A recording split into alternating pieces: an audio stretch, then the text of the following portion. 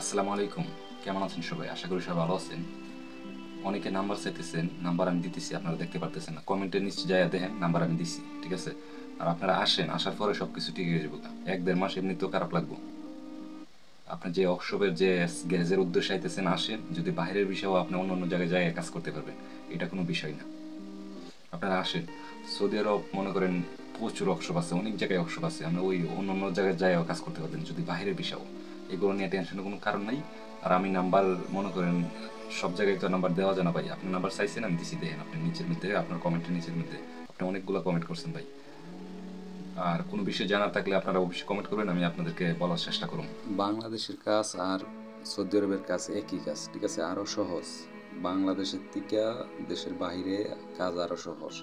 আপনারা নির্ভয়ে আসতে পারেন প্রবাসী, ঠিক আছে? বইয়ের কোনো কারণ নাই। একটু আয়াসে লেহালি ধৈর্য ধরবেন, সামান্য একটু ধৈর্য ধরবেন, ইনশাল্লাহ কাজ করতে পারবেন, চলতে পারবেন, কোনো সমস্যা হবে না। দেখেন, বাংলাদেশে যেরকমভাবে মারেন গাড়িতে রং, বিদেশ এরকমই, ঠিক আছে? সৌদি আরবে একই রকম, কোনো ফারাক নাই, ঠিক আছে? একটু সাহস রেখে কাজ করবেন, কোনো সমস্যা হবে না।